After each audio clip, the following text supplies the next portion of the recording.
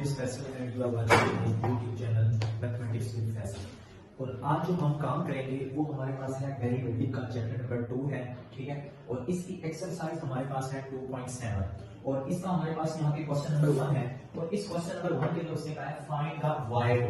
अब इस y2 से क्या मुराद है? इस y2 से मुराद ये है कि आपने इसका सेकंड डेरिवेटिव फाइंड आउट करना है। क्या फाइंड आउट करना है? Second derivative. अब हम यहाँ पे देखते हैं कि हमारे पास एक क्वेश्चन है, वो उसने दिया हुआ है कि y is equal to 2x raise power 5 minus 3x raise power 4 plus 4x raise power 3 plus x minus 2। ये हमारे पास कह थी एक फंक्शन दिया है, हम इसका डेरिवेटिव निकालेंगे। अब सबसे पहले हमने क्या करना है, हमारे पास हमने देखना है कि इसके अंदर कौन से दो वेरिएबल यहाँ पे यूज किए हैं। इसमें एक वेरिएबल x है और एक वेरिएबल y है। इसका मतलब क्यों कहता है y का डेरिवेटिव लेना विद रिस्पेक्ट टू x। तो आप यहाँ पे लिखेंगे कि differentiating with respect to x। x के लिहाज से आपने इसे डिफरेंशिएट करना है, तो ये बन जाएगा dy over d of x। इधर से भी आपके पास बन जाएगा d over d of x 2x raise power 5 minus 3x raise power 4 plus 4x raise power 3 plus x minus 2।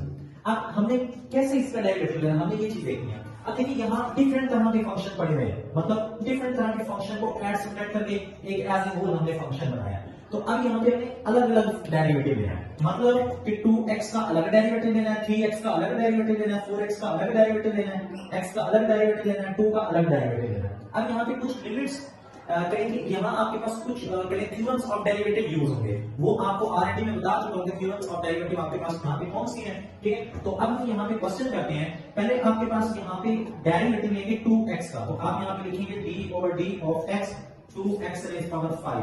फिर नेगेटिव, फिर आप डेरिवेटिव लेंगे 3x रेज़ पावर 4। फिर आप यहाँ पे डेरिवेटिव ले लेंगे d over d of x 4x raise power 3। फिर आप डेरिवेटिव ले लेंगे d over d of x।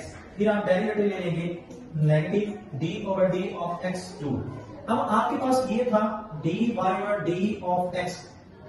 अब देखिए डेरिवेटिव वेरिएबल के ऊपर अप्लाई होगा, तो इसका जो कोफिशिएंट है ये बाहर आ जाएगा, ये लिखा जाएगा 2d over d of x x rays power 5। इधर से भी कोफिशिएंट बाहर आ जाएगा 3 और लिखा जाएगा d over d of x और इधर से x रेज़ पावर 4 प्लस इधर से आपके पास कोफिशिएंट बाहर आ जाएगा 4d over d of x x rays power 3। इसका कोफिशिएंट 1 है, तो ये एज इट इज d लिखेंगे, x रेज़ पावर 1 है और negative d over d of x और ये यहाँ पे 2 एज इट इज लिखा जाएगा। अब यहाँ पे देखिए, अब हम पावर रूल अप्लाई करेंगे। अब पावर रूल क्या होता है, बेसिकली अगर किसी भी वेरिएबल की पावर n हो और वो n आपके पास यहाँ पे बिलोंग कर रहा हो इंटीजर, चाहे वो आपके पास यहाँ पे इंटीजर कहेंगे पॉजिटिव हो या नेगेटिव हो, दोनों के केसेस के अंदर आप इसका डेरिवेटिव यहाँ पे ले सकते हैं। तो जब आप इसका डेरिवेटिव लेंगे d over d of x, तो ये पावर शुरू में आ जाएगी, फिर इसी पावर में से एक सब्ट्रैक्ट कर लेंगे।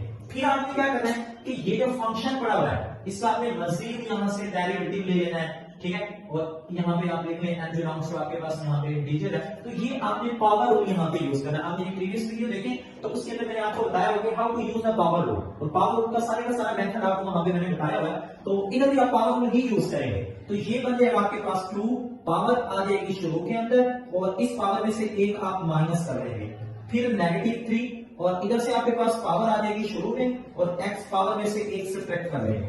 फिर आपके पास यहाँ पे बन जाएगा 4, इधर से आपके पास आ जाएगा 3 x rays power 3 minus 1।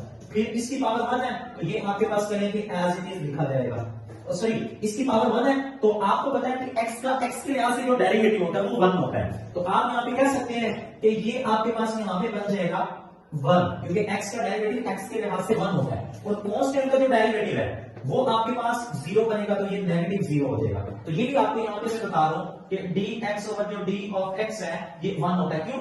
Derivative of x with respect to x, तो वो 1 बनेगा। और इसी तरह derivative d over d of x any constant, मतलब किसी भी कांस्टेंट का डेरिवेटिव ले लिया जाए, सपोज करें आप यहाँ पे c राइट कर रहे हैं, तो ये 0 के इक्वल होगा। इसलिए यहाँ पे ये जो 2 था ये कांस्टेंट था, तो इसका डेरिवेटिव वहां पे मैंने 0 कर दिया है।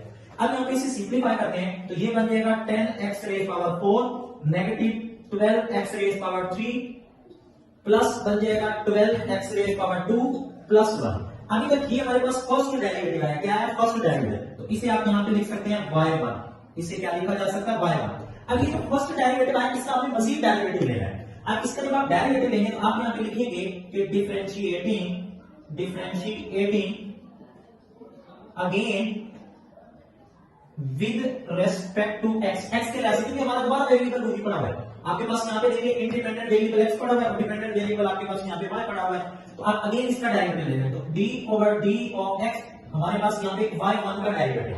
सेम हमारे पास इधर से भी हुई, हम स्ट्रेटजी अपनाएंगे dx, फिर आपके पास ये बन जाएगा 10x rays power 4 minus 12x rays power 3 plus 12x square plus 1। अब यहाँ पे हम ये जो सारे के सारे हमने रूल्स फॉलो किए हैं, यहाँ पे हम इंप्लीमेंट अब नहीं करेंगे। अब हम क्या करेंगे, डायरेक्ट इसका डेरिवेटिव यहाँ से निकालेंगे। अब डायरेक्ट डेरिवेटिव देखिए, पहली टर्म का जो डेरिवेटिव आएगा ये हमारे पास यहाँ पे बन जाएगा 10 into 4x रेज़ पावर 3, फिर नेगेटिव 12, इसका डेरिवेटिव लेंगे 3x रेज़ पावर 2, इसका डेरिवेटिव लेंगे तो ये बनेगा आपके पास 2x और 1 का डेरिवेटिव आपके पास आ जाएगा 0।